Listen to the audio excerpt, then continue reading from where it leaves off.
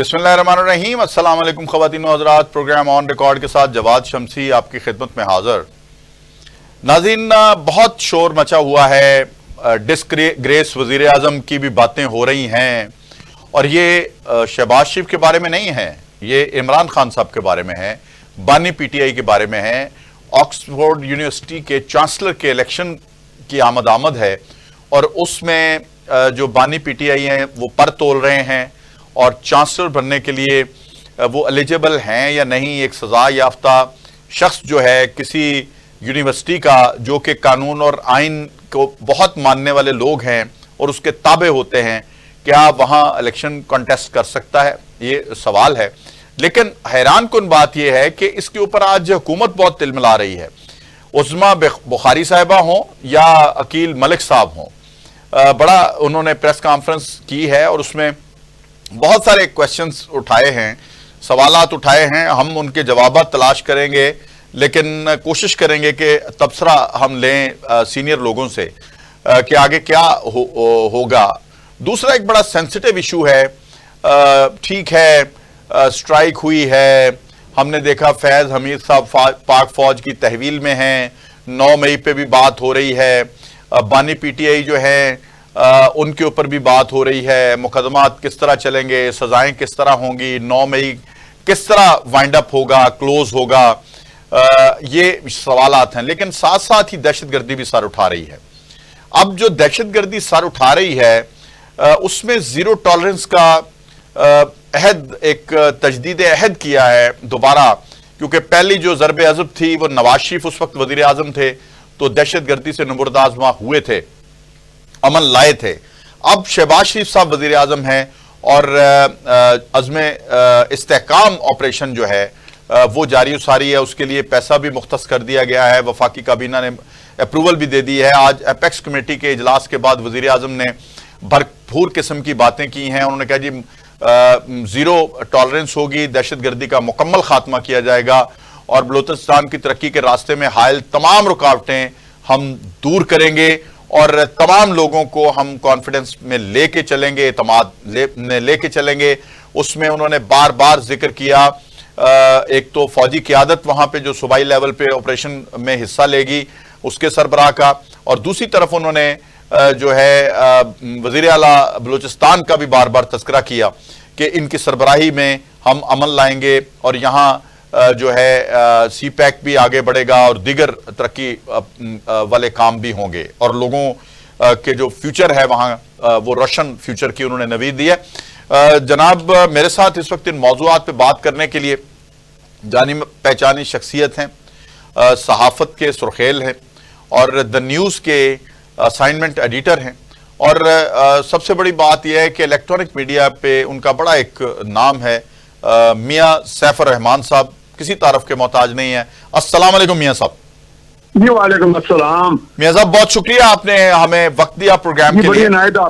अच्छा मियाँ साहब, आगाज कर लेते हैं। बानी पीटीआई जो है किसी न किसी तरीके से खबरों में रहते हैं, कभी खा वो जलसा अपना कैंसिल करना हो, आजम सवाती को मुलाकात के लिए भेजना हो, या बेशक जो है जेल के सुपरडेंट की गिरफ्तारी हो, या फिर अब मामला जो है चांसलर के इलेक्शन के ऑक्सफोर्ड यूनिवर्सिटी के। तो क्या ये सजा याफ्ता शख्सियत जो है उसको क्या शौक चढ़ा है, और फिर अगर शौक है तो क्या वो एलिजिबल होंगे वहां इलेक्शन लड़ने के लिए? देखिए, बानी पीटीआई एक फर्द का नाम नहीं है, ये एक नेटवर्क का नाम है। वाह, आप ये बात ध्यान में जरूर रखें, क्योंकि ये एक नेटवर्क है। वो भले तो पॉजिटिव नेगेटिव दुनिया में नेटवर्क्स होते हैं, वो वक्त के साथ साबित हो जाएगा कि कौन सा नेटवर्क पाकिस्तान के हक में था, कौन सा देश था। इसमें जितनी भी हम डिबेट करते जाएंगे, चूंकि लाइक्स एंड डिसलाइक्स दोनों तरफ होती हैं, पसंद नापसंद, वो अपने अपनी सोच के मुताबिक लोग अपने अपने जाविये के मुताबिक दलाइल ले आते हैं। सही। लेकिन चूंकि हमारे मुल्क में दलाइल इतने ज्यादा हो गए हैं कि अब कुछ लोगों ने अब कहा जी टेलीग्राफ में इमरान खान ने कहा कि मैं दयानत की और सच्चाई का जो रास्ता है, यानी ऑनेस्टी का, वो जो अदब लेके मैं आया हूँ, वो मेरी क्वालिफिकेशन है चांसलर बनने की। जबकि डेली मेल बरतानिया का, वो भी एक बड़ा मारूफ जी। अखबार है, वहां का जर्नल है, और वो कह रहा है कि जी वहां पे बहुत ज्यादा पिटिशन आई है, एहतजाज किया गया है। तो जैसे आपने इब्तदाइये में भी कहा, डिस्ग्रेस्ड पॉलिटिशियन, सजा याफ्ता, फिर तालिबान के साथ उनकी दोस्तियां। और लेकिन ये तालिबान जिसे कहते हैं ना, तालिबान ना लफ्ज बोले, मैं कहता हूँ टेररिस्ट, दहशतगर्द हैं वो मगरिब में, बिल्कुल मगरिब, हम नहीं कह रहे तो मगरब वाले को बहुत पुरअमन होंगे, लेकिन कम से कम ऑक्सफोर्ड यूनिवर्सिटी एक तमद्दन का, तालीम का एक आला म्यार का एक गहवारा है वो। और वहां पे अगर कोई तालिबानाइजेशन की, मिलिटेंसी की बात हो, या उन दहशतगर्दों को अपना लोग कहने वाला बंदा हो, तो मेरा नहीं ख्याल कि चांसलर उसको बनाना क्वालिफाई करता है। उस माहौल में तो बिल्कुल कंपेटेबल नहीं है। बिल्कुल ठीक। अगर वो सिर्फ जमाइमा गोल्डस्मिथ या उनका जो वहां असर रसूख और पैसा और इन्फ्लुएंस, या वो जो नेटवर्क उनके पीछे है, अगर वो लगा हुआ है पीछे, तो इसका मतलब है कि ये लॉन्च भी वहां किए गए हैं। यानी ऐसे नहीं आया अचानक जेन में कि चांसलर बन जाए, चांसलर बन जाएंगे तो। और दूसरा ये कि मे बी वहां एक्सेप्टेंस भी शो हो गई हो अंदर खाने। जी ये मैं कुछ ऐसे लग रहा है जिसपे कोई जो है ना ग्राउंड वर्क, स्पेड वर्क किया गया, पहले होमवर्क किया गया है। होमवर्क करने के बाद फिर भी देखो, दुनिया में कोई भी एक चीज लॉन्च होती है, कोई फर्द लॉन्च होता है, कोई लीडर होता है, उसके काउंटर नैरेटिव भी होते हैं, उसके अपने हक के भी नैरेटिव होते हैं। तो इस वक्त ये सारे नैरेटिव डिस्कस हो रहे हैं। लेकिन बरतानिया की जो सोसाइटी है ओवरऑल, या ऑक्सफोर्ड के बारे में ये कहा जा सकता है कि वहां पे चीजों को सही मेरिट्स और डीमेरिट्स परखे जाते हैं, बिल्कुल ऑब्जेक्टिवली, यानी कि बनज़रे गैर जायजा लेते हैं वो। सही। इसलिए अगर तो नेटवर्क अपना काम कर दिखाया है उसने, तो उसका प्रोपेगेंडा मशीनरी भी स्ट्रॉन्ग है, और वो बरतानिया में बेस्ड भी है, मगरिब में भी उनका एक अपना स्वे तो है, क्योंकि वो यहाँ तो आगे वो लेकिन सर यहाँ एक सवाल पैदा होता है कि अगर उनका नेटवर्क इतना काम कर सकता, ठीक है, या नेटवर्क काम कर सकता उस वक्त कर जाता जब नवाज शरीफ लंदन में बैठ के, जिसको बार बार ये बानी पीटीआई कह रहे हैं लंदन प्लान, उस वक्त तो इनका नेटवर्क फैज के जरिए भी मजबूत था, वन थिंग। नंबर टू, इनके ब्रदर इन लॉ जब मेयर का लंदन का इलेक्शन वहां कॉन्टेस्ट कर रहे थे, तो फिर वो नेटवर्क उस वक्त काम क्यों नहीं किया? तो क्या ये सिर्फ यानी अपने आप को इन रखने के लिए इंटरनेशनली, और फिर अगर नेटवर्क इनका काम नहीं कर सकता तो ये सारे का सारा मलबा पाकिस्तानी सियासतदानों और स्टैब्लिशमेंट पे डालने के लिए कि उन्होंने एक मजलूम आदमी को इलेक्शन कॉन्टेस्ट नहीं करने दिया, ठीक है, इस तरह का कोई आपको लगता है कोई प्रोपेगेंडा? नहीं, मेरा तो ख्याल है कि इस वक्त बड़ी अच्छी शतरंज ये तो के पत्ते अच्छी खेल रही है हुकूमत वक्त जो है। हुकूमत वक्त तो उसमें मुदाखलत तो नहीं कर रही ना, ये देखे ना, ये सवाल तो नहीं पैदा होता है। सही। कुछ लोग कहेंगे कि हुकूमत को पिटीशन देके चलेगी, शहबाज शरीफ की हुकूमत चलेगी, पाकिस्तान की हुकूमत चलेगी। ये तो खुद अपने तौर पे कोई ऐसा कोई यहाँ से तो मूव हो नहीं रही। ये तो या तो मूव हो ना, तो फिर आप कहेंगे जी कि पाकिस्तान की हुकूमत उनको मौका नहीं दे रही। सही। क्योंकि दो तीन आमने सामने जो मुतहारब कुव्वतें कह लें या ग्रुप्स कह लें, जो आपस में कॉन्फ्लिक्टिंग व्यूज रखते हैं, अगर वो अपने अपने नुक्ता नजर से बजरिया अपनी प्रॉक्सीज के, या बजरिया अपने वकला के, या बजरिया मीडिया के वो कोई बात अपनी कह देते हैं या पिटिशंस के जरिए, तो वो तो दोनों का हाथ है, दोनों फ्री कैन का। बिल्कुल। वो अपने तरफ से कहेंगे कि जी जैसे वो कह रहे हैं जी मैं तो सच्चाई की, दयानत की और अज़म की जो है मेरा जो एक्सपीरियंस है मैं वो मुतारफ कराऊंगा एज चांसलर। तो ये बात मेरा नहीं ख्याल आसानी से वो हजम करेंगे, क्योंकि उनका पूरा पस मंजर उनके सामने है। देखिए जी, इससे बड़ा आप बेशक अपना मियां साहब, बेशक अदालतों ने इनको, पाकिस्तानी अदालतों ने बेशक वो टेरियन केस में क्लीन चिट दे दी। मैं टेरियन का लफ्ज बोल रहा था, मैं ये कह रहा हूँ कि टेरियन वगैरह तो चूंकि वो बहुत ज्यादा अल्ट्रा लिबरल सोसाइटी है मगरिब जो है, वो मेरा खाली इन चीजों को पार्टनरशिप का वहां तस्वरा देगा ना, हस्बैंड का लफ्ज तो वहां भी नहीं बोला जाता। नहीं सर, एफआई अहद का तो वहां रिवाज है कि नहीं है? एफआई अहद, हाँ जी, एफआई अहद है जो फैलनी है ना जी, झूठ हुआ, और ये जो है कि आपने वादा करना और मुकरना और उसमें झूठ बोलना जाके अदालत में, उस पे तो नाहल हो जाते हैं, बहुत बुरा समझा जाता है। अब ये चीज है कि उस नेटवर्क को जो भी उनके पीछे है उसके काउंटर नेटवर्क तो चल ही रहे हैं ना जी। वो भी जैसे डेली मेल की खबरें आई हैं तो पिटिशन चल रही हैं, तो लिहाजा वो पिटिशन भी सामने मद्देनजर रखी जाएंगी। सही। ये अभी सब टोटल रिजल्ट आता गया बिलाखिर, वो तो देखने की बात है ना जी वक्त के साथ।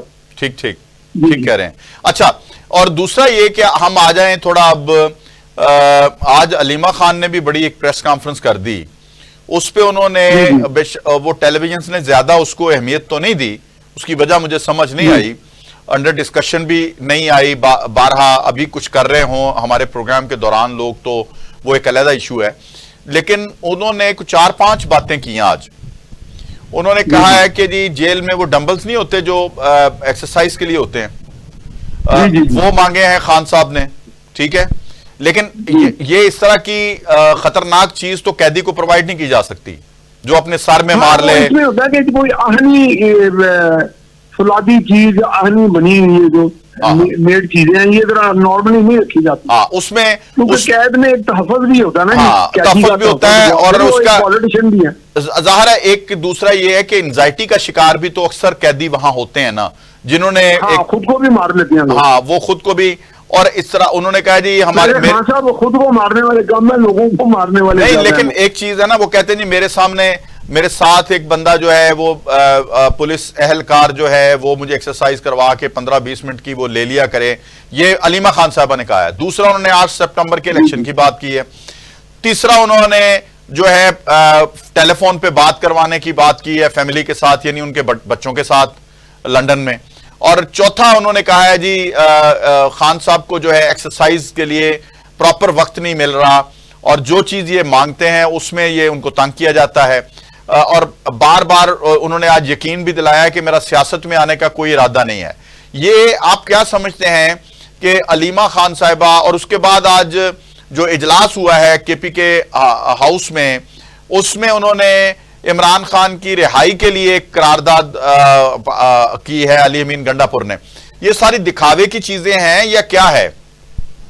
कुछ चीजें दिखावे की हैं, कुछ बाकायदा आप कह सकते हैं एक plan B plan C type चीजें हैं, और कुछ उनकी रिहाई की भी ख्वाहिश है। जाहिर है जो उनकी बहन है वो तो चाहेंगी कि हम कोई ना कोई गवर्नमेंट को टफ टाइम दें और लोगों में और मीडिया में यही बात का असर बनाएंगे कि उनको वहां पे सहूलतें नहीं दी जा रही। मेरे इल्म के मुताबिक उनको हर सहूलत मुयसर है, जो उनको एंटाइटलमेंट नहीं है वो भी मुयसर है। डंबल भी जो है वो भी अगर उनको कोई तहफ़्फ़ुज़ सिक्योरिटी दे दी जाए, गारंटी दे दी जाए कि वो किसी के उसका कोई फायदा नुकसान नहीं करेंगे या अपना नहीं करेंगे, तो शायद वो भी मुयसर आ जाए। बाकी उनके पास स्पेस भी है, खुली जगह भी है, उनके पास टाइम भी है। देखिए एक्सरसाइज के लिए कोई आपको 22 गज का स्टार्ट लेके एक्सरसाइज। अच्छा सर, बिल्कुल ठीक है। अच्छा, एक चीज मुझे और बता दें, फिर हम चलते हैं बलूचिस्तान की तरफ। जी जी, कि आपको माशाल्लाह आप सीनियर जर्नलिस्ट हैं, कहीं से कोई सजा याफ्ता शख्स जो होता है,